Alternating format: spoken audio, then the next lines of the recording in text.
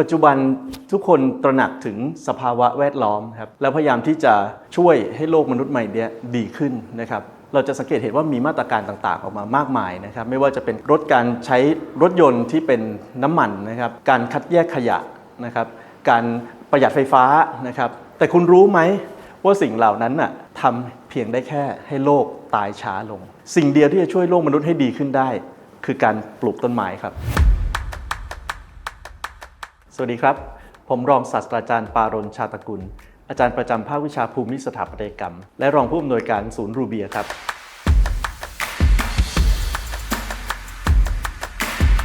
ปัจจุบันนะครับผมก็รับผิดชอบสอนอยู่ในรายวิชาที่หลากหลายนะไม่ว่าจะเป็น Landscape Plants and Horticulture นะครับ Forest and Urban Forestry แล้วก็ Interior-scape ครับจะสังเกตเห็นว่าทุกวิชาเนี่ยจะเป็นเรื่องเกี่ยวกับต้นไม้ทั้งหมดเลยนะฮะเพราะว่าต้นไม้เนี่ยจริงๆแล้วเป็น material ที่สำคัญมากๆสำหรับงาน landscape นะครับเราไม่ได้ใช้ material ที่จะ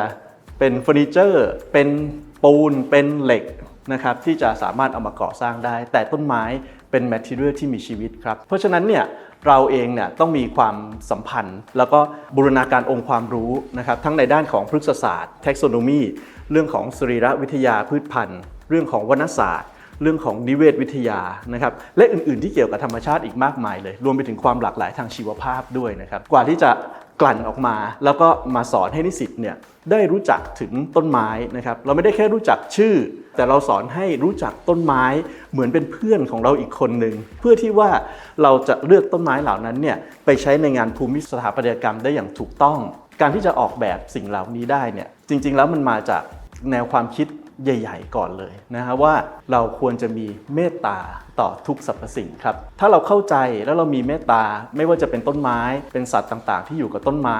หรืออยู่ในชีวิตประจำวันของเรานิเวศจะหมุนเวียนของมันไปเองแล้วเราก็ไม่จำเป็นที่จะต้องไปคอยประคบประหงมดูแลรักษาแลนด์สเคปก็จะยั่งยืน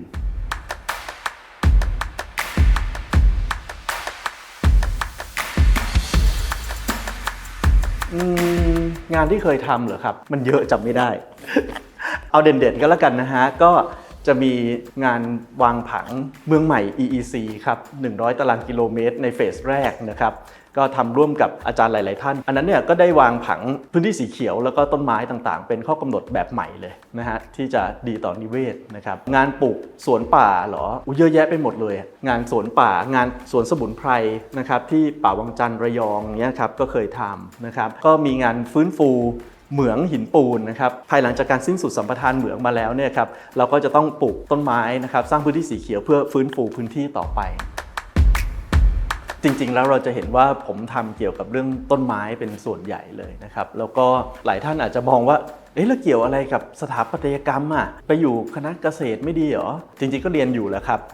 นะแต่ว่าเรื่องของต้นไม้เนี่ยฮะที่นำมาใช้นะครับนำมาประยุกต์ใช้ต่างๆนะครับในงานออกแบบภูมิสถาปัตยกรรมเนี่ยมันส่งผลได้มากกว่าที่เราคิดมากๆเลยอย่างแรกเลยคือเอฟเฟกต์ทางด้านสภาพแวดล้อมแน่นอนนะครับอย่างที่กล่าวไปเนาะไฮไลท์กลับไปดูไฮไลท์ที่กล่าวไปเนี่ยก็คือว่า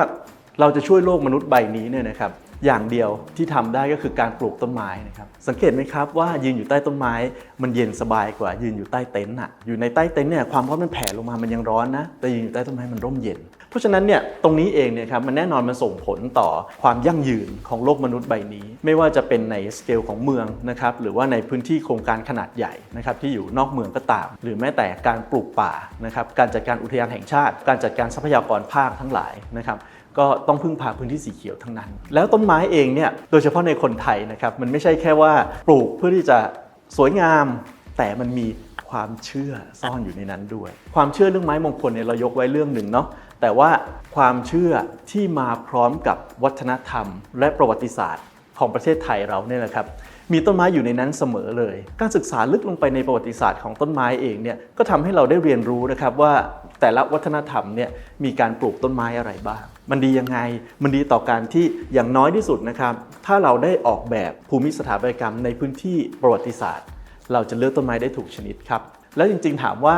นิสิตเรียนไปเนี่ยจะได้รู้แค่ต้นไม้จริงไหมเขาจะต้องจบไปเป็นภูมิสถาปนิกอย่างเดียวจริงหรือเปล่านะครับจริงๆแล้วเนี่ยเขาจบไปเป็นพ่อค้าต้นไม้ก็มีหลายคนนะเพราะว่านิสิตเนี่ยเราก็จะได้เรียนรู้ว่าต้นไม้ต้นนี้นะ มันนำเข้ามาในประเทศไทยนานแล้วหรือยังราคาขายตอนนี้เป็นยังไงราคาสวิงขึ้นสวิงลงเป็นยังไงแฟชั่นเป็นยังไงบ้างจนบางคนเนี่ยสามารถที่จะกะเอาได้เองครับว่าต้นนี้เคยฮิตเมื่อ20 ปีก่อนปัจจุบันปีหน้ามันจะกลับมาละถ้าเอาแบบ Official เลยเนี่ย 17,000 กว่าชนิดนะแล้วเราใช้ในงานออกแบบของเราจริงๆปัจจุบันเนี่ยกี่ชนิดกันเพราะฉะนั้นเนี่ยมีต้นไม้ดีๆมีทรัพยากรดีๆอีกหลากหลายอีกมากมายเลยครับที่ให้ได้เรียนรู้และ introduce เข้ามาแล้วเมื่อไหร่คุณ introduce เข้ามาแล้วมันดีแล้วมีคุณที่เพาะไว้คนเดียวใครรวยครับแน่นอน